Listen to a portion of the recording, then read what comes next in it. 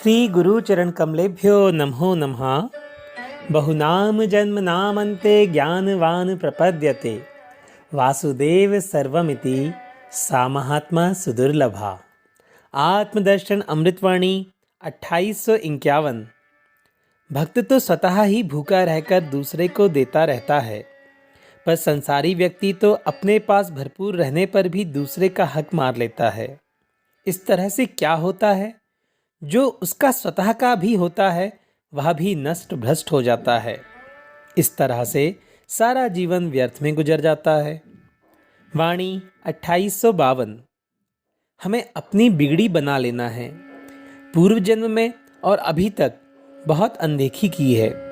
यह सब अनजाने में होता रहा, क्योंकि अभी तक ऐसा वहम रहा कि शायद सब अपने ही किए होता है।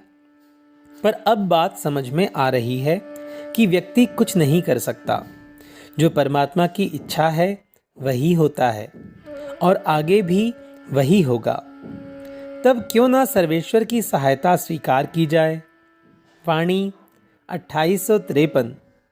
यदि किसी व्यक्ति से धोखे से भी किसी का हित हो जाता है तो उसका फल उसे मिलता ही है, और धोखे से यदि किसी के प्रति अपराध भी हो जाता है तो भगवान उसकी अनदेखी कर देते हैं। उसका प्रतिफल उसे भुगतना नहीं पड़ता। यह तो उसी व्यक्ति का प्रारब्ध होता है।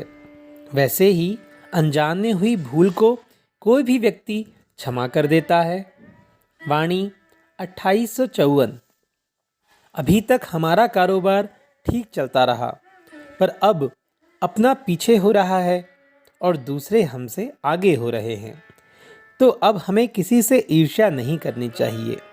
यह तो समय है, कभी दिन बड़ा होता है तो कभी रात। हर व्यक्ति के जीवन में उतार चढ़ाव तो आता रहता है। ऐसा सोचकर हमें निराश नहीं होना है, अपितु और भी दृढ़ता से भगवान की ओर बढ़ना है।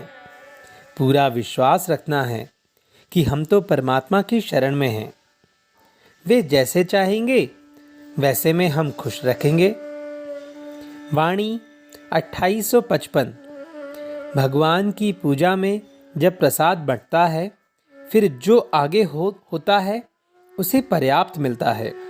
जो पीछे होता है उसे बचत के अनुसार कम भी मिल सकता है। जो पीछे होता है और कदाचित भंडारा भरपूर है तो पीछे वाले को मनमानी भरपूर मिलता है। इसलिए तो भगवान के दरबार में जल्दबाजी या हड़बड़ाने की कोई ज़रूरत नहीं है। हमारा नंबर आएगा जरूर। तब तक हम भली भांति हरि चिंतन ही क्यों ना कर लें। वाणी 2856। दुनिया तब तक हमारी उपेक्षा करेगी ही जब तक हम माला माल हैं, अपने बल से जी रहे हैं। जब परमात्मा के बल का हमें एहसास हो जाएगा, उस समय हमारे जीवन में कोई कमी नहीं रहेगी। भगवान दूसरे को प्रेरित करके किसी भी तरह हमारी पूर्ति करवाते ही रहेंगे। इस तरह हम स्वतंत्र और निर्द्वंद बने रहेंगे और दोनों ओर के खाते में हमारा नाम लिख जाएगा। वाणी 2857। मनुष्य की नादानी तो देखें, वह परमात्मा की नज़रों से ही सदा बचता है। यह सोचता है शायद परमात्मा से मैं नाता जोड़ लूँगा तो आगे मुझे मनमानी नहीं करने देंगे। इसलिए जब तक उनकी नज़र मेरे पर नहीं है तब तक तो अपने मन की ही कर लूँ। ऐसा है इंसान, इतना होशियार या बाल बुद्धि वाला है जैसे शुतुरमुर्ग है। पीछा किए जाने पर वह चोंच ही रेत में छिपाकर रह जाता है। वह सोचता है मेरी आंखें छिप गईं तो सब छिप गया। वाणी 2858।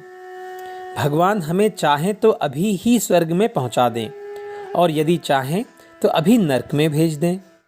इस तरह हमें दोनों ही परिस्थितियों से निपटने के लिए सदा तैयार रहना चाहिए, क्योंकि दोनों ही भगवान का कृपा रूपी प्रसाद है।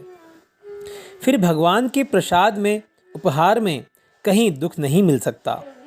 चाहे नरक में ही हर समय रहना पड़ जाए, पर संताप तो वहाँ ही होता है जहाँ भगवान से परिचय नहीं। वाणी 2859। प्रमुख रूप से एक भगवान की ही सेवा करनी है। हाँ, जो भी सामने आ जाए तो व्यक्ति रूप से उसकी सेवा मानकर सीधे भगवान की ही सेवा माननी है। इससे स्वतः में अहंकार नहीं होगा, ना दूसरे पर कोई दबाव रहेगा, अपितु दूसरा हमारे विनम्र व्यवहार सेवा से अति प्रसन्न होगा। हमें भगवान का दूत समझकर दुनिया में हमारी प्रसन्नता सराहना ही करेगा। वाणी 2860। यदि परमात्मा ना होते तो यह दुनिया भी ना होती, और दुनिया होती भी तो एक दूसरे को खा जाती। हाँ, बिना सत्ता के राज्य में मनमानी लूट संघर्ष होता ही है। वहाँ जो सबल होता है वही सबको दबाए रहता है। पर यह मनमानी भी तभी तक चलती है जब तक कि व्यक्ति के पाप का घड़ा पूरा नहीं भरता। पापों का अति संग्रह हो जाने पर व्यक्ति का स्वतः ही पतन हो जाता है। इस तरह व्यक्ति भले ही परमात्मा को ना माने, पर परमात्मा तो व्यक्ति का लेखा जोखा करेगा ही, क्योंकि उनका तो सबसे नाता है। वाणी 2861। मैं मेरेपन में कब तक भूला रह जाएगा। एक दिन पिता नहीं तो एक दिन माँ नहीं, तो कभी स्त्री नहीं तो कभी मित्र संबंधी नहीं, अर्थात एक एक करके सब बिछुड़ते रहते हैं और एक दिन हमारा नंबर आ ही जाता है।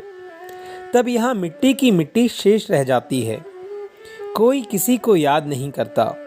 ऐसी परंपरा चली आ रही है। इससे पहले से ही सावधान हो जाएं। हमारा यहाँ का आना तो कम से कम व्यर्थ ना हो। श्री गुरु चरण कमलेभ्यो नमो नमः। सभी को दंडवत प्रणाम।